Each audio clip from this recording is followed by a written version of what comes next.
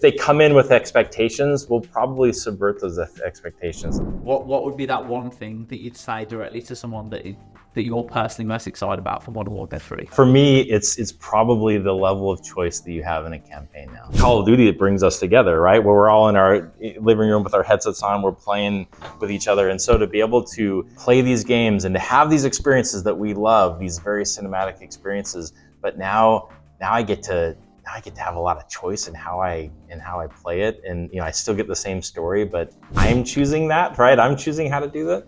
I think it's really cool. There's so much about the brand of Call of Duty, right? It's known for these big cinematic missions, these cinematic feelings. It's large, it's bombastic at times, right? These huge action set pieces. But there are a couple scenes in this game, one that I'm particularly fond of, that are a lot quieter.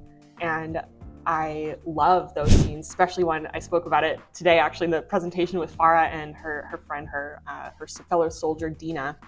There's just this quiet moment between the two of them that they share, where they just kind of, they talk about what's going on, what's on their mind, things they're afraid of. And I love those quiet moments. I think it really brings a lot of heart and soul to the franchise. And I look for them in all of the Call of Duty games. And so I think that kind of the high to the quieter moments are just as important and just as impactful. So that's what I've been telling my friends to look out for that scene, because I think it's a special one. It's got a lot of heart.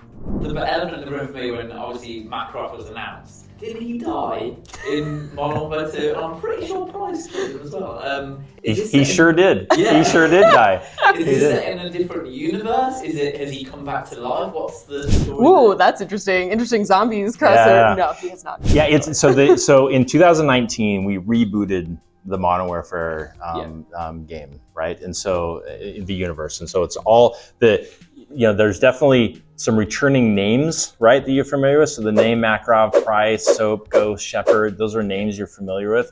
But we recast all of the characters with new actors, all brand new storylines. So basically everything that happened, we put on a shelf, and that was done. Yeah. And we started over. So we sort of reset the canon, right? And in that way, it's been exciting, because we can take the characters on new adventures, things that they maybe had experienced before, but now they're experiencing in new ways. And we can have the characters. We don't have to be true to, it's not a remake. It's not like this Makarov is not the same Makarov, right? And so that's interesting. It makes it so the audience will now need to be on their toes, right? Because they'll be learning things for the first time. And if they come in with expectations, we'll probably subvert those expectations. And that's, I think, part of the fun of it. Talking about players experiencing stuff again, bits of Verdansk we saw, but you mentioned that as well. I saw Dam caught a bit of the stadium in one of the trailers as well, which was quite interesting. You called this game a love letter to fans. I mean, the one thing you can do as a love letter to fans is put Verdansk back in. How was that a hard decision, or was that an easy decision? I think it was an easy decision. I mean, we're not only do we make the game, we're fans of the game ourselves. We play it and we love it. And so, we're in the first rooms and we're talking about where do we want to go. It's like, oh man, we got to go to these. Like, I love the Dam. Like, I want to play in the Dam, but I want to play it in a way that I haven't played it before, right? Like, I want to see it. So it's a different time of year. You're entering the Dam and experience it in a new way. And the narrative that we have laced into it now is fresh. How difficult was that to make that balance between nostalgia and something fresh for players as well? Oh man, the open combat missions, baby. We love to talk about the open combat missions because they were just so exciting to develop. Like, this was also a first for Call of Duty, right? We got this direct sequel. We've got these missions that function a little bit differently. It's in the name, they're open, but it allows players to have choice. And we were able to construct the narrative in a way too that responds to that choice that players are taking in those levels. So whether you're going in loud or you're going in silent, the character you're playing is going to be responding to you, really, I guess, to your movements in a certain way, right? And then the characters that you've got with you, you've got a team that you have in a lot of these levels. There are multiple 141 members that are involved, and they're going to be responding as well. So the narrative itself, of course, is still going to be linear, right? We're gonna play the game and hit the exact same narrative beats, but the way that you experience some of those open combat missions, you might have had a much louder experience than I, for example. So getting to innovate in that way was really exciting, and I love those levels. Having the campaign experience is great, but it does sometimes feel a little bit too linear, and you can only go in one direction. So I think the open combat missions is sort of a way to bring them more into the campaign as well. Would you?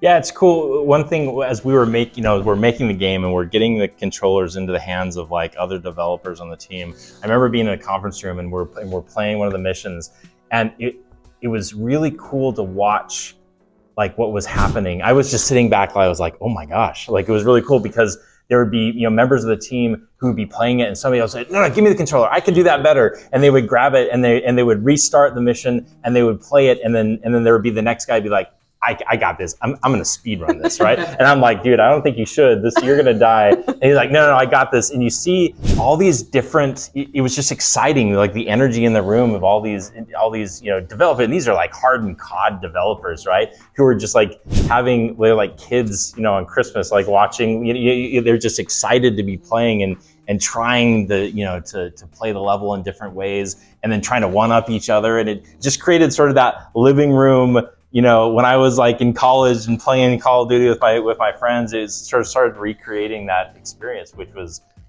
awesome. It was so exciting. So with Modern Warfare 3 being a direct sequel, the first time it's ever been done sort of back to back, was that exciting? And also, how challenging was it from a narrative point of view as well? Because it was been a lot different to previous games, but you normally get a few years in between. So kind of threading all that together must have been interesting. Yeah, it was super interesting. So it was like a similar timeline. We got to work with the Infinity Ward folks, though, to kind of pick up some of the pieces that they were laying down. It was actually kind of a back and forth conversation too, of like, what are you guys planning for this? This is what we're thinking for MW3. Could we tease that somehow or tease that out? So that back and forth was interesting. But then, of course, MW2 comes out, and what is in that game is what we were working with in terms of the pillars.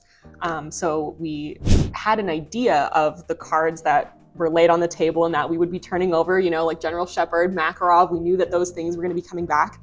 And it was up to us really to figure out exactly how and why and what it was going to look like and be like. So it was an interesting challenge from that perspective. I talk about it a lot as like a puzzle that you're kind of piecing together, where you have some of these pieces already versus a campaign that is coming to light for the first time, right? It's brand new.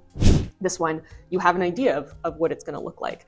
So it was interesting from that perspective. We kind of had this box to play in, and I like constraints like that. I think constraints kind of breed creativity in that way. So that was fun for me. There were definitely moments in Modern Warfare 2 where we came to them, we were like, hey, we really want to do this in Modern Warfare 3. Can you make this change here? And they're like, oh, that's awesome. And they would so there were things that even down the wire were changing in Modern Warfare 2, all to set up what we would be experiencing in Modern Warfare 3. So in that way, this was sort of this tapestry that it was being woven, over the years that it was in development, all of these partnerships with the different studios.